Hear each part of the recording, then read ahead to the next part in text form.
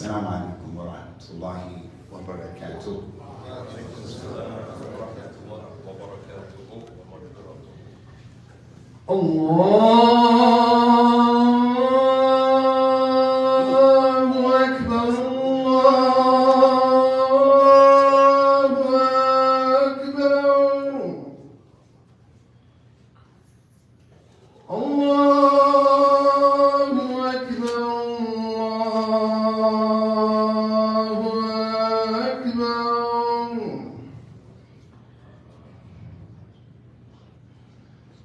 أشهد أن لا إله إلا الله.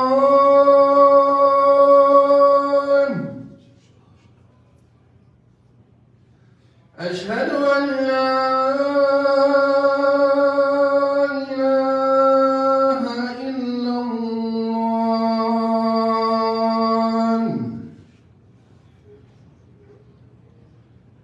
أشهد أن محمدًا رسول الله.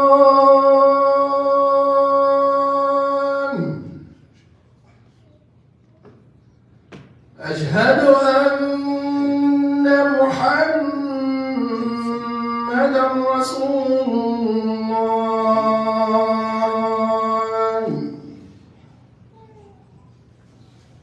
حي على الصلاة.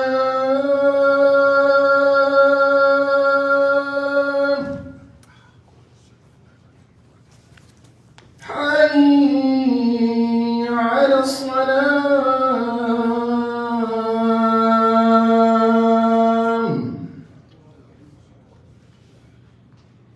حي على الفلاح.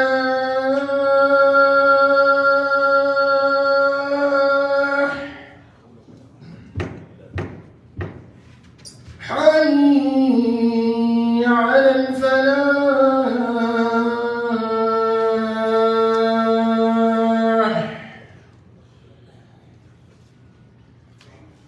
الله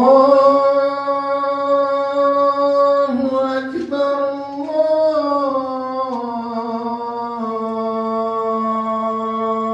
الله أكبر.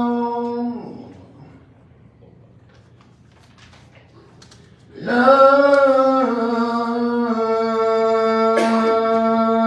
إله إلا الله.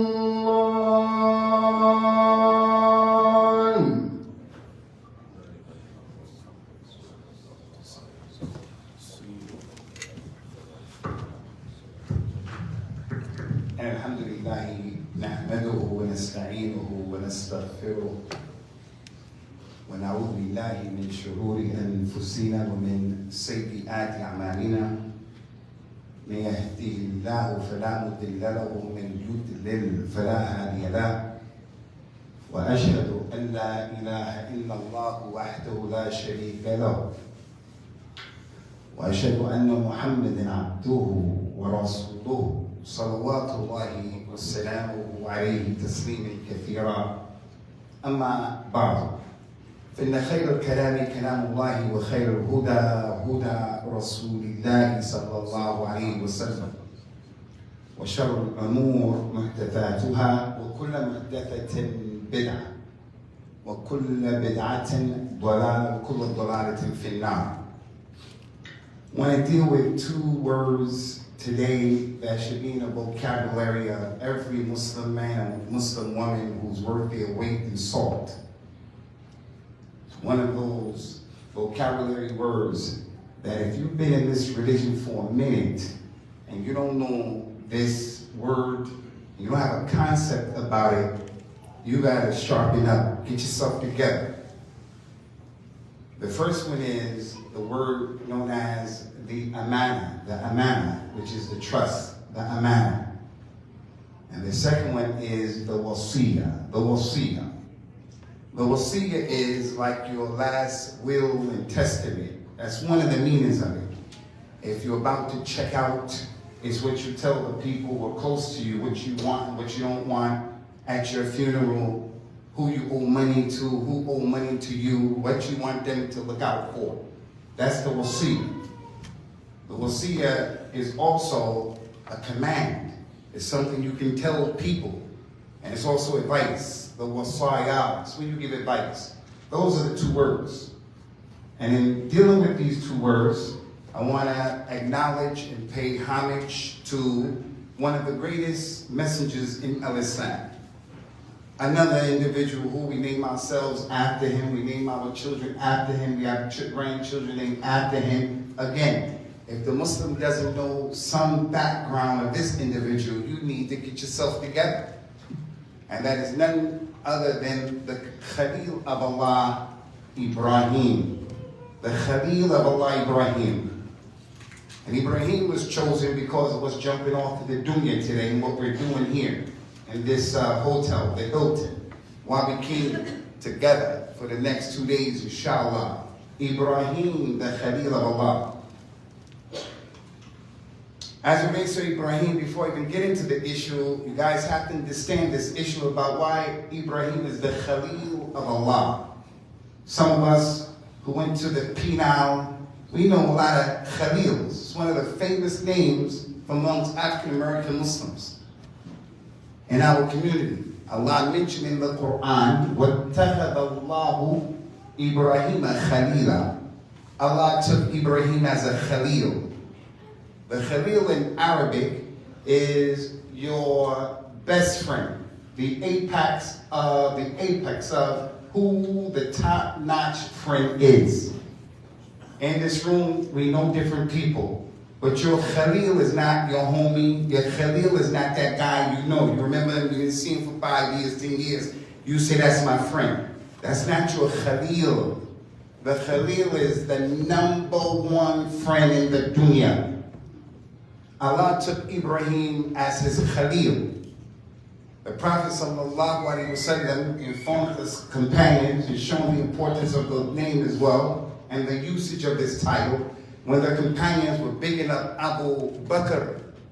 And Abu Bakr had a tremendous position in Islam and in the heart and the mind of the Nabi of Islam. Rasulullah said, sallallahu alayhi wasallam, you people should not bother Abu Bakr because when I came to you, you said I was a liar. You said I was Majnoon. Abu Bakr believed me. Abu Bakr married me to his daughter. Abu Bakr gave me his money. So he had a special position. So the people were saying Abu Bakr is the Khalil of Rasulullah sallallahu alayhi wasallam. Rasulullah said, Ana bari'un min an yakun ahadan khalili.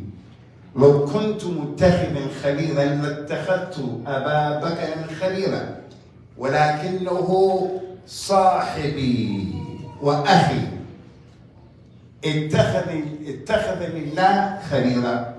He said, I'm free from having anyone as my Khalil.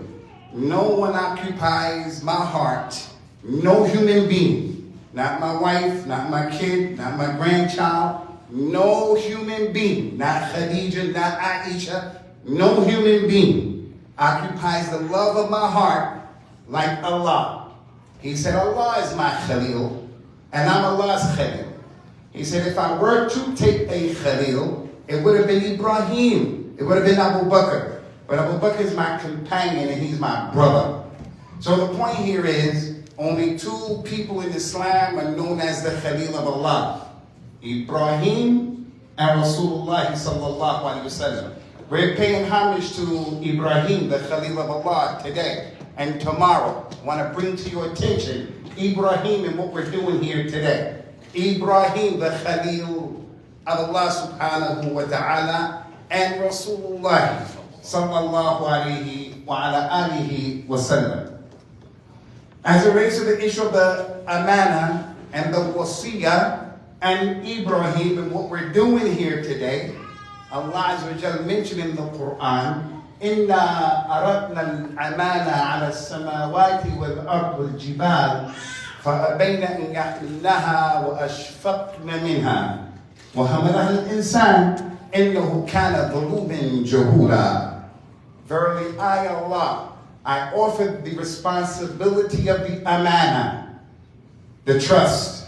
I offer the responsibility of the amana to the heavens and the earth and to the mountains.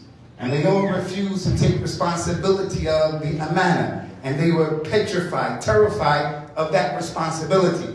But mankind took responsibility for the amana. Verily, mankind is extremely ignorant and extremely oppressive. So very quick. Very, very quickly. The amana. The amana is the trust. Everybody here has a number of trusts. Allah Azza wa Jalla mentioned in the Quran, Ya ayyuhalladhina amanu la takhunu Allah wa rasul wa takhunu amanatikum wa antum ta'lamun. Oh, you believe, don't act treacherously towards Allah. Don't act treacherously towards His messenger. And don't act treacherously towards the trust that you have and you know about it. So the trust is, the people out here who are selling products, you have a responsibility that you don't sell someone a product that has a defect in it. That's the trust. The trust, we're here in the Hilton Hotel for the next 2 days. The trust is, we as a group of people have to come and behave in a way where we don't leave here and we broke the people's stuff. We have to be in our rooms in a way of being responsible. That's the trust. Your wife has a trust.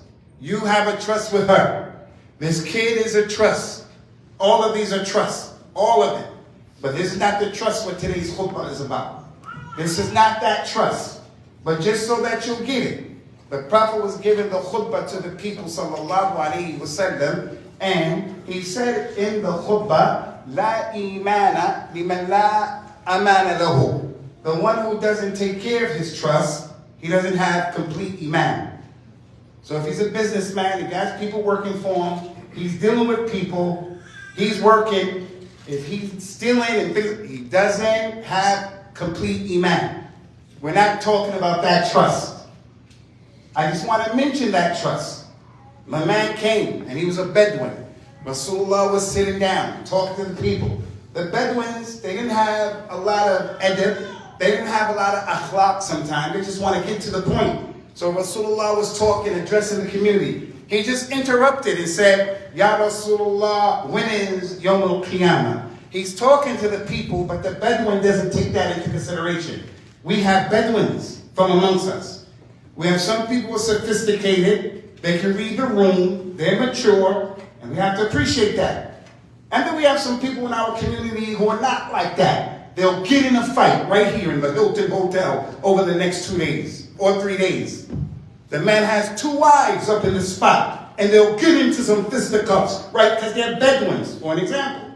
2 brothers are not liking how the thing is jumping off, and they're doing business. They'll get into a fight. That's the Bedouin. The Bedouin came, interrupted. Ya Rasulullah, when is Yawm al-Qiyamah? Rasulullah didn't even look at him. He kept talking. And this is not something that he would do. So some of the people said he ignored them because he didn't hear the question. Rasulullah is not like us.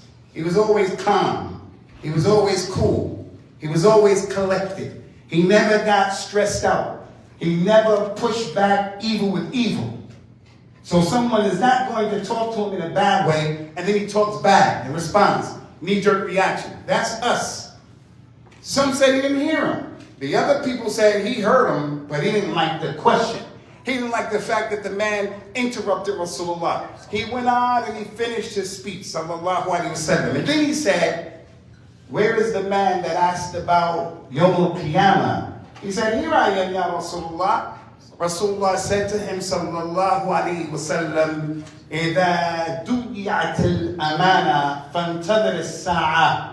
If the trust is lost amongst the people, then know Yawm al-Qiyamah is close. One of the signs of Yawm al-Qiyamah is that the vast majority of people won't take care of the trust. The imam, the khatib, will get in front of the people, and he has a responsibility to say what's true. To say what's correct, not to use weak hadith, not to come up with foreign ideas. The situation that's going on in Palestine, it's the responsibility of the imam, a trust. If he's going to deal with that, he has to deal with it in a way that we're going to get the most out of it. Not in the way we just gonna go off and go burn the hotel down. The Imam wouldn't have taken care of the trust. The Imam wants to settle the score between him and another brother who's married to his ex-wife in the talk, in the khutbah. That is not the trust. But that's one of the signs of Yawmul Qiyamah. Not taking care of your mother, not taking care of your father, not taking care of your kids. Malcolm X, rahimahullah ta'ala, as it relates to the trust of the kids, he said any man who sends his child to be educated by his enemy is a fool. Who's the enemy? The enemy is the public school. It's the public schools. People don't know what they're doing. Teaching them LBGT. Point here is, the Rasul told them, if the trust is lost, then wait for the hour. The companions weren't the type of people that the thing went in one ear, came out the other ear. They wanted more elaboration. Ya Rasulallah, and how will the trust be lost? He says, sallallahu alayhi wa sallam, إذا وسد الأمر إلى غير أهلها إلى غير أهلي فانتظر الساعة. If responsibility is given to the wrong people, then that's when the hour is going to come. If you see the wrong people in positions of leadership, like the politicians today, they're the wrong people. Yawmul Qiyamah is close. Like the news media, the way they dealt with the Palestinian issue. What are you doing? Do you condemn what happened on October? Hey man, this problem happened way before that. That thing didn't jump off just on October 1 month ago. This thing been going on a long time. What about what those people are dealing with? What about them? But we have some Muslims who lose the trust. They want to come and they want to condemn the Palestinians. They want to condemn the lady who was raped. They want to condemn Nat Turner and the slave people who made a revolt. They want to condemn Nat Turner. Because Nat Turner knows with yaqeen, after he did what he did, there's going to be a price to pay. They're going to come and deal with everybody. But if the man was saying, I'd rather be dead than to be dealing with this. So the way the media is saying things, the trust has been lost. It's the responsibility of the media to tell people what's really jumping on. That's not the trust I want to talk about. Today's trust is the trust of the ayah. Verily, Allah said, He offered the amanah to the heavens and the earth and the mountains. But they were afraid to take responsibility. The trust here is talking about the responsibility of the deen. The responsibility that everybody in this room has to push al-Islam to those people who you know. That's the trust of this ayah. It's not talking about the trust of your child. Secondarily, it's the trust of your child. And that we have to give him Islam and give them Islam. And we have to focus and concentrate on the next generation and do things that are necessary, that Islam is still maintained and protected through them. But the real trust here is spreading the deen. Why did Allah mention in the ayat the heavens and the earth and the mountains? Clearly because they are a greater creation than mankind. Allah asked a rhetorical question, and it's a question that doesn't need an answer. It's rhetorical. It's like saying, is water wet? Anybody will say, yeah, water's wet. Go get your head checked. That question is not for that. It's something that is indisputable. Allah said to the human beings, أَأَنْتُمْ أَشَدُّ خَلْقًا مِنَ السَّمَاءِ بَنَاهَا رَفَعَ سَمْكَهَا فَسَوَّاهَا. Mankind who disbelieves in Allah, the Jews and the Christians, just believe in Allah. The Son of Allah, Jesus, was born after 2 or 3 more days. They disbelieve in Allah. Allah said to them, are you people more difficult to create, or is the heavens above you? Allah raised those heavens and He built them upon each other, and there are 7 heavens.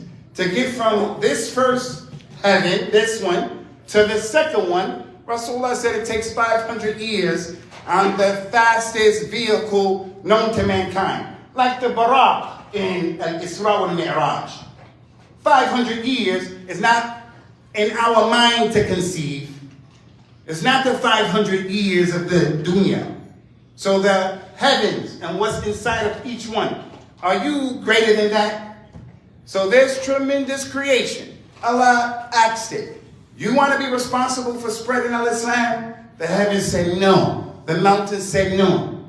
The earth said no. But Bani Adam took responsibility, and Allah said and described them, he was volum jahul, extremely oppressive and extremely ignorant. Now where does Ibrahim come in the picture? Ibrahim comes into the picture because as Muslims, if you read the story of Ibrahim, it becomes crystal clear. Ibrahim was the perfect example of how to take care of the Aman. And it shows the importance of the Aman. So maybe some of us came here today with non-Muslim relatives. Non-Muslim relatives. There was a time many of us, if not all of us, were celebrating Christmas. I'm staying with my mom's in New Jersey. She got a Christmas tree. They're going to start putting them gifts around that tree. They're doing their thing. That used to be us. And while Christians, we used to believe in Ibrahim. We believed in Ibrahim. But our concept of the reality of Ibrahim was not correct. The Yahud, the Zionists, the Yahud, who are doing what they're doing, all of this time, they're doing what they're doing to a group of people who are defenseless. They say they believe in Ibrahim. They say that. Allah mentioned in the Quran, ما كان إبراهيم يهوديا ولا نصرانيا ولكن كان حنيفا مسلما وما كان من المشركين. Ibrahim was not a Jew. Ibrahim was not a Christian. But Ibrahim was Hanif. And he was a Muslim. And he wasn't from the mushrikeen. Listen to me. We know, brothers, his name is Hanif. Ibrahim is Hanif. You have to be Hanif. She has to be Hanifa. What is Hanif? What's his word? This vocabulary word means Hanif is the one who is leaning towards something. That's the technical meaning of the word. Leave this place knowing Hanif means the one who is leaning towards something. Why was Ibrahim called Hanif? Because he's leaning towards the Tawheed of Allah. He's leaning towards worshiping Allah alone. He's leaning towards taking care of the institutions that will help people to remember Allah, to worship Allah, to hold on to their religion. And if he's leaning towards something by default, he's leaning away from shirk. He's leaning away from kufr. No way in the world can a person be Hanif and he's practicing Christmas. No way in the world. Is he going to say Merry Christmas? No. He's going to be with his relatives who are not Muslims. He may visit them on the day of Christmas, but he's going to hold on to who he is. Hold on to his religion. He's not going to give gifts. He's not going to take it. In no shape, form, or fashion am I standing up here telling anybody here, be nasty and mean and disrespectful to your relatives. I'm not saying that. But what I am saying is, be on top of your deen. There's a verse of the Quran where Allah Azza wa Jalla told us what we should say to our relatives and the Jews and the Christians who lay claim to Ibrahim. Qul, Allah said in the Quran, Ya Ahl al-Kitab, O people of the book, Ta'alu ila kalimatin sawa'in baynana wa baynakum, alla na'buda illa Allah, wa la nushrika bihi shay'a, wa la yattakhid ba'duna ba'dan arbaba min dunillah. Say, O people of the book, my mother, my father, my sister, my brother, my aunties, all of them I love them. All of them I trust with my kid in terms of taking care of my kid and looking out for my baby. I trust them like that. Say to Ahl al-Kitab, let us come to an agreement between ourselves. And that agreement is that we should not worship other than Allah. And we should not by any shape, form, stretch of the imagination. We should not attribute partners to Allah. Not Jesus, not Uzair, not money, not magic, not anything. And that we don't take each other, human beings, as lords to be worshipped along with Allah. Allah told the Muslims at the end of this ayat, فَإِن تَوَلَّوْا فَقُولُ اشْهَدُوا بِأَنَّا مُسْلِمُونَ. If they turn away, they don't want to listen to that dawah of yours. They don't want to become Muslims. They don't want to accept. Look, we respect Ibrahim, but we don't look at him the same way. We believe in God, Allah, but we don't believe in him the same way. We believe in Islam. If they don't want to accept Islam, Islam didn't say cut them off. Allah didn't say in that ayat, be nasty to them. Allah said, tell them. If you see them turn away, say, well, you should at least bear witness that we are Muslims. What's the meaning of that? The meaning of that is, lakum deenukum waliya deen. That's the meaning of that. You have your pork, you have your Christmas, you have your Christianity, your Judaism. Lakum deenukum waliya deen. Now, there's extreme ways of understanding what I'm trying to tell you here. I am not telling anybody here to be nasty to your relatives. But what I am saying is, you have to stick your pole in the ground, and we have to say ha and that. We can't have one foot in Islam and the other foot outside of Islam. Because there's Christmas, and we don't practice Christmas, but if they get a halal chicken, we're going to get down. Because the chicken was halal. No, not like that. Look what Allah Ta'ala said about Ibrahim. He wasn't a Yahud. He wasn't a Christian. Allah said, if قَالَ لَهُ رَبُّهُ أَسْلِمْ قَالَ أَسْلَمْتُ لِرَبِّ الْعَالَمِينَ. And remember when Allah said to Ibrahim, his Khalil, become a Muslim. Ibrahim said, I have accepted and I've submitted to the Lord of all the worlds. And when he did that, he had trouble. His father said, we're going to deal with you, Ibrahim. His father cut him off. The people came and put him in the fire. He had trouble. He had trouble. Allah told Rasulullah sallallahu alayhi wa sallam in the Quran, Ikhwani, fasbir kama sabara ulul azmi min al-rasul. Ya Muhammad, we are commanding you to have sabr, the way the four major messengers had sabr. Who are the four major ones? You got to remember this. At the top of the list is the very first one, who is Noah. He's the first messenger. Adam is the first Nabi. Noah is the first one who came out giving dawah. He's the first one. The second one, Ibrahim. The third one, Musa. In the Quran, no human being, no Nabi, no Rasul was mentioned more than Musa. Number 4, Isa ibn Maryam. And number 5, Muhammad sallallahu alayhi wa sallam. Those 5 men are the best and the greatest messengers. Ibrahim is the father of the last 3. Ibrahim is the father of Ismail and Ishaq. From Ismail comes Rasulullah sallallahu alayhi wa sallam. And Rasulullah used to always say, my father Ibrahim, I had a son last night. He was born to me. And I'm naming him the name of my father Ibrahim. Musa and Isa, they come from Ibrahim's son Ishaq, Yaqub. So Ibrahim is the Khalil of Allah. And he is a tremendous individual as it relates to the amana. Allah mentioned in describing Ibrahim, stay with me now. He says subhanahu wa ta'ala about Ibrahim, who we're paying homage to here today, during these days of Christmas, as a reminder. Why are we here on Friday? What are we doing? Ibrahim. Allah said, Inna Ibrahim kana ummatan qanitan lillah hanifan wa lam yakun min al-mushrikeen. Ibrahim was an ummah. An ummah. Now, if it was permissible to speak during the khutbah and I say, hey, y'all, what is an ummah? That's a word that everybody knows. Ibrahim was a nation, an ummah, and he was obedient to Allah, and he was hanif, and he was not from the mushrikeen. So now the question is, why was Ibrahim considered an ummah? Now comes the meat and the potatoes of what we want to talk about today. Why was Ibrahim an ummah? First of all, some people say he was an ummah by himself. But that's not really the case. An ummah, there's a group of people. Ibrahim wasn't by himself taking care of the amana. Ibrahim was not by himself taking care of the amana. And that's indicative of many ayat in the book of Allah subhanahu wa ta'ala.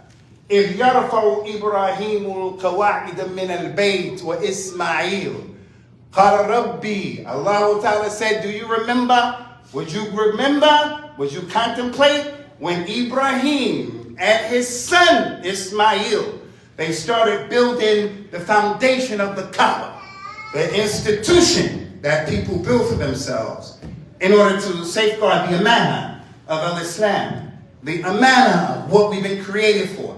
Do you remember when Ibrahim and Ismail started building that Kaaba, the Qawa'id from the Kaaba? Do you remember? And they made dua after their effort.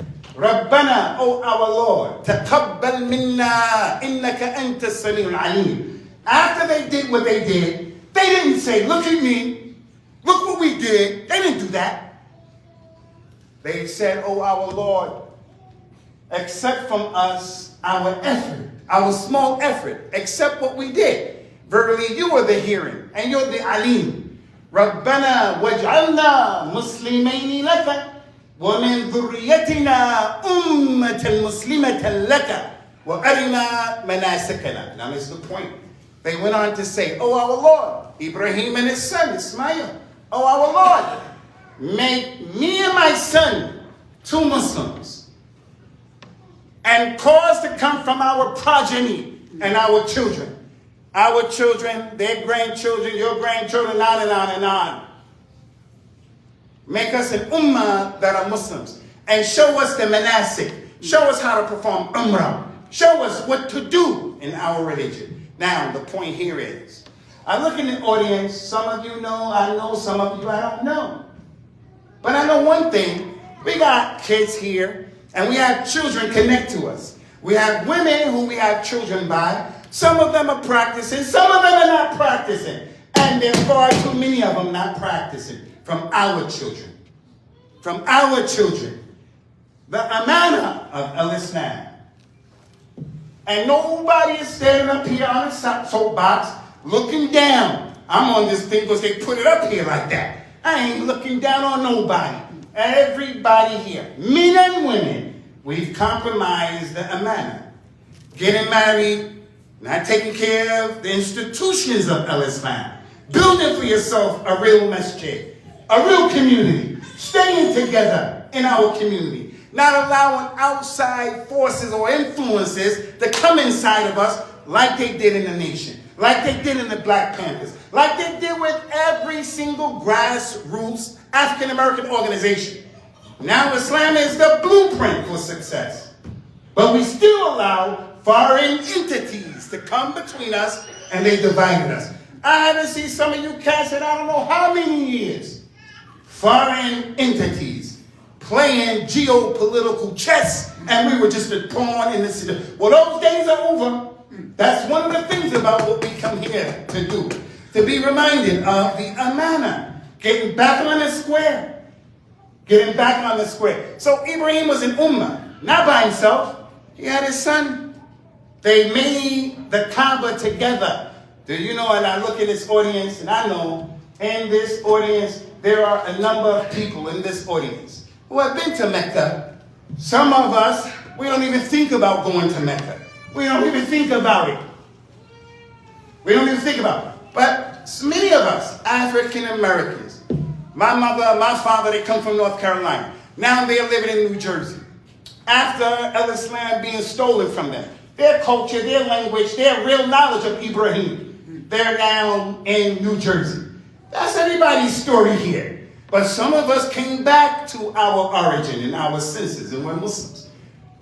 Now, I'm not going to ask anybody to put your hand up, but if I were to say, how many of you have been to Umrah? How many have been to Mecca? A lot of people are going to put their hands up. Why? Because we have faith and we have Iman. We have faith, we have Iman. You're supposed to go to Mecca. Why do we go to Mecca? Because of Ibrahim. Ibrahim was an ummah because he gave dawah to something. He gave dawah to the tawheed of Allah, to the fact of people should be aware of worshiping Allah Azza wa Jal, and they should be protecting that. And everything that they hold to be expensive and important, they have to be ready and willing to sacrifice it. Like your money. We go to Mecca, we go to Medina. The Prophet sallallahu alaihi wasallam taught us, when you go around that Kaaba, you go around that Kaaba 7 times, and then you go and do what he said in the Quran, وَاتَّخِذُوا مِن مَقَامِ Ibrahim musalla. Go behind the station of Ibrahim and pray. Rasulullah did 2 rak'ahs. Listen, in the first rak'ah he read, قُلْ يَا أَيُّهَا الْكَافِرُونَ لَا أَعْبُدُ مَا تَعْبُدُونَ. I don't do Christmas, I don't do Easter, I don't do birthdays, I don't do any. Why? Because you no good, you stupid? No. Because all of that stuff takes people away from why Allah created us. All of that stuff.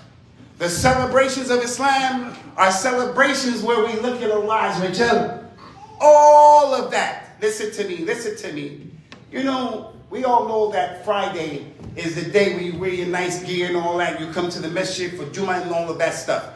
Allah said from the dua of Ibrahim is that Ibrahim said, وَاجْنُبْنِي وَبَنِي أَنْ نَعْبُدُ الْأَصْنَامِ رَبِّ إِنَّهُنَّ أَضْلَلْنَ كَثِيرًا مِنَ النَّاسِ. Oh Allah, save me and save my children from worshiping idols, because those idols have caused many people to go astray. That's Ibrahim, the Khalil of Allah. What about you? What about me? Ibrahim is the Khalil of Allah, and he made dua, save me and my children from worshiping idols. Worshiping idols. And we think because we know the word Tawheed and we Muslims, that stuff creep into us. Blowing candles out and making a wish is idols. That's idolatry. That's where it comes from. That's where it comes from. Listen, we wear nice clothes on Friday. Prophet Muhammad said about your nice clothes, sallallahu alaihi wasallam, Allahu ahaqqu an yutazayyana lahu. Allah has the most rights that you get dressed for him. How many people here in the way you hooked your gear up today, the new jilbab, hijab, whatever you're wearing, how many of us put it on saying, my beautification today is for Allah, as opposed to my beautification is for people to see me? I don't say it's haram to wear nice clothes. I'm saying it's wajib for us to be people who are always having at the beginning of our minds, at the end of the day, Allah, Allah, Allah, Allah, and not so much yourself. So here, as it relates to this issue of Ibrahim, salawatullahi wassalamuhu alayhi, I have to mention this. Allah Ta'ala mentioned, I want to bring this to your attention, Ikhwani, because it is a balance that we have to have if we're going to be real Muslims. It's a balance that you have to have. قَدْ كَانَتْ لَكُمْ أُسْوَةٌ حَسَنَةٌ فِي إِبْرَاهِيمَ وَالَّذِينَ مَعَهُ إِذْ قَالُوا لِقَوْمِهِمْ إِنَّا بُرَآءَ مِنْكُمْ وَمِمَّا تَعْبُدُونَ مِنْ دُونِ اللَّهِ كَفَرْنَا بِكُمْ وَبَدَا بَيْنَنَا وَبَيْنَكُمُ الْعَدَاوَةُ وَالْبَغْضَاءُ أَبَدًا حَتَّى تُؤْمِنُوا بِاللَّهِ وَحْدَهُ. You people have a perfect example in Ibrahim, the Khalil of Allah. When he, along with the people with him, his ummah, not by himself, not just with his son, his community. When Ibrahim and his people said to their people who are not Muslims, we are free from you and what you worship. We're free from you. And we disbelieve categorically and clearly in what you worship. And there has appeared between us and you animosity, enmity, because of what you worship. We're not going to play games about these issues. And we are free until you worship Allah alone. That does not mean that we have to be mean, tough, and nasty. But what it means is we have to be real Muslims. We have to be real Muslims. And what's a real Muslim? The real Muslim is the one who knows out of all of the sins that we can commit in this dunya. I can sit up here and give you some examples, but you get the idea. You can murder 100 people. The lady can be a prostitute, for an example. The man can fall into bestiality, have relationships with an animal. All of those were major sins. Cause you to go into the hellfire. But Allah Ta'ala revealed that Quran. إِنَّ اللَّهَ لَا يَغْفِرُ أَن يُشْرَكَ بِهِ وَيَغْفِرُ مَا دُونَ ذَلِكَ لِمَن يَشَاءُ. Allah will never forgive that you make shirk with Allah. But He'll forgive anything other than that. He'll forgive anything. Someone went to a small city somewhere and put heroin into that city. Everybody was strung out. Every Muslim in that city was strung out and they died from an OD. A Muslim did that. If he died believing in Allah, he may go to the hellfire, but if he does, he don't come out. He's going to come out because he did not make shirk with Allah. I am not here telling you, be mean, be nasty, be a person who can't be tolerant to people. I'm here saying we got to get back to the amana. We got to get back to understanding the reality of the source. It's not about making money there. It's not about our clothes and representing. It's not about anything other than ourselves and the people around us that come to understand La ilaha illallah. That's what Ibrahim was on, and that's what Ibrahim was about. And doing these days, where people, as I'm driving up the highway, people are a lot of traffic. These people not thinking about Ibrahim. These people not thinking about religion. These people not thinking about issues like that. So brothers and sisters in Islam, Ibrahim was an ummah, and one of the main reasons why he was an ummah, because of his dawah was clear, unapologetic, and also because he made those institutions that will help for his community to keep moving forward. أقول قولي هذا واستغفر الله لي ولكم ونسأل الله تعالى التوفيق والسداد.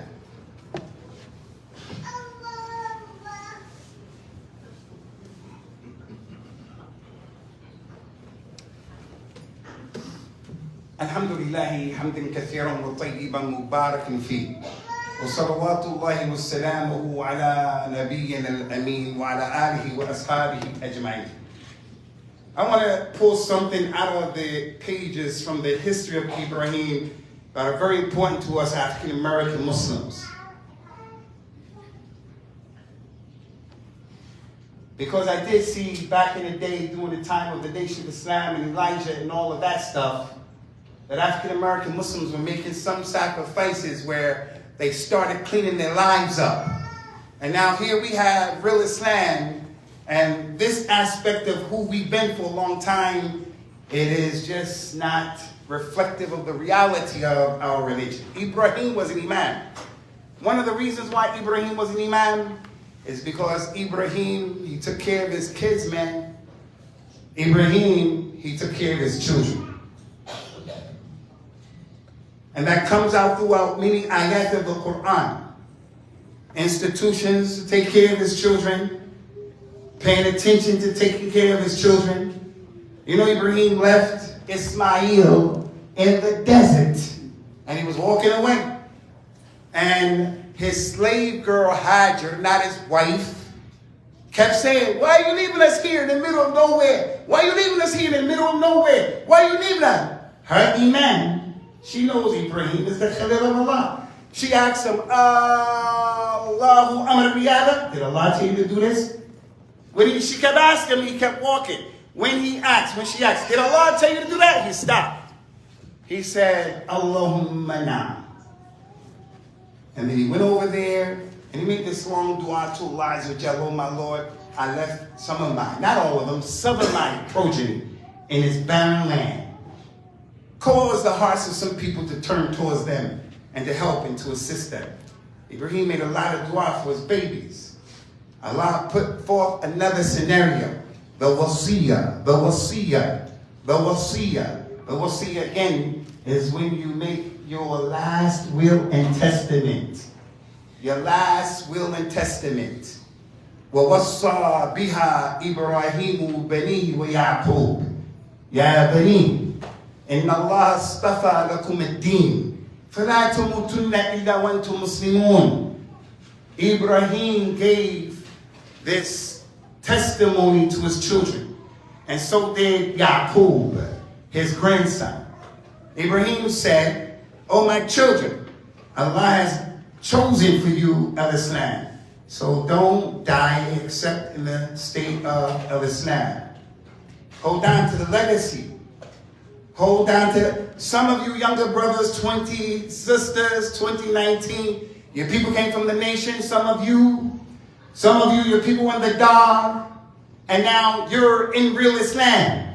So part of your legacy of your pops, your mother, is to keep practicing this religion in a way better than what they practice. Unfortunately, in 2023, and I understand this is the worst time known to mankind, 2023, 1445. It's the worst time right now. So it's a bad time, but still that's not an excuse. Look at the other ayah that Allah Ta'ala said.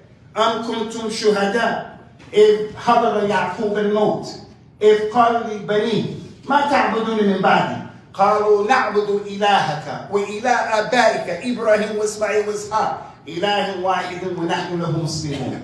Were any of you present when the death came to Yaqub, the grandson of Ibrahim, and when he was about to die, he had to make his last will and testament to those who were important. He said, "Oh, my children, what are you going to worship? After I check out my die, we're going to worship."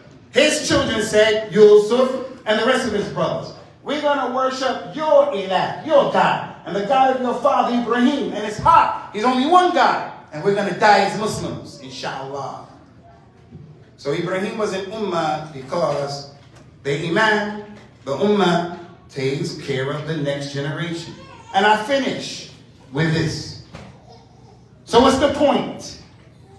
We have a responsibility of the imam. That responsibility is you have the right understanding of Islam. Christmas and all of this stuff, the Muslim can't participate in that. But we shouldn't be nasty. لا ينهاكم الله عن الذين لم يقاتلوكم في الدين ولم يخرجوكم من دياركم أن تبروهم وتقسطوا إليهم. Allah doesn't prohibit you. Those people don't fight you for your religion, they don't give you trouble. Allah doesn't prohibit you from being nice and dealing kindly with them. So be nice to your people if they're nice to you. But you have to draw the line in the sand and say, Lakum dinakum waliyadin. And how I dress, and how I think, and how I exist. So in being an ummah, as the ayahs clearly suggests, we have to build institutions for ourselves. And that's what we're doing here. And that's why I came to talk about this khutbah, to remind you people about why we've been created, about Ibrahim and all those prophets and those messengers, and the message that they brought. They didn't bring that message that the good things of the dunya are haram, you can't have the nice stove. No, they didn't bring that. You said the nice things you can have. But Allah has the most rights, that we beautify ourselves for Him. And we acknowledge Allah, and we recognize Allah. And part of what helps us to maintain that is getting places of institutions. We are renting from the Hilton. All right, that's a baby step because we ain't got nowhere else to go. So that's what we're doing. But this is not the game plan to be renting from a building, renting from non-Muslims. And the point is not Muslims not. The point is Ibrahim didn't rent from people. He built and developed his own situation to protect his own religion. How to pray, when to pray, Ramadan, all of those things. And our children. We don't send our babies to kuffar.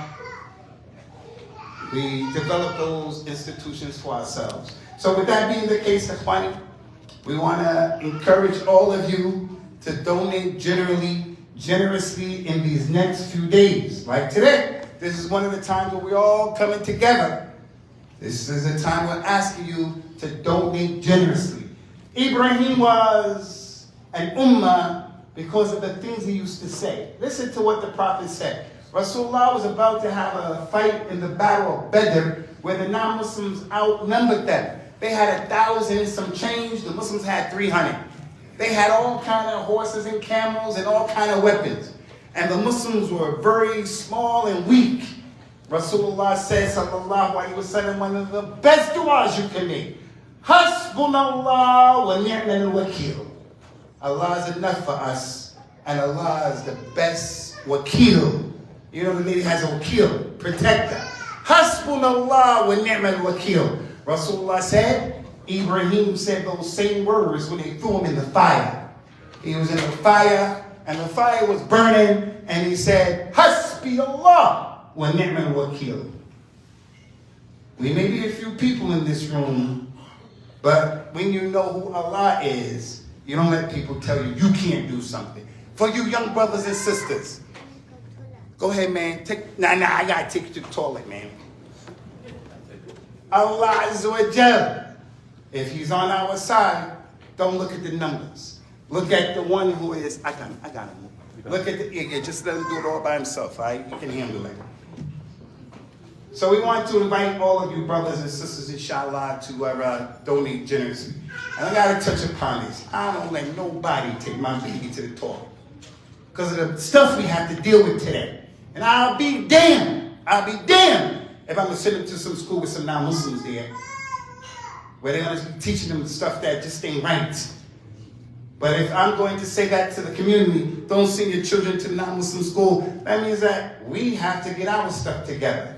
So with that, inshallah, we'll ask you guys to donate generously. We're going to send this bucket around, inshallah. May Allah Ta'ala make it easy for us and easy for you people, make us those people truthful in word and deed, establish our feet firmly upon the kitab and the sunnah, and may Allah Subhanahu wa Ta'ala take us all by our forelock and give us the tawfiq, inshallah, to guide us to and upon that which is correct. Atim as-salat, yarhamakumullah.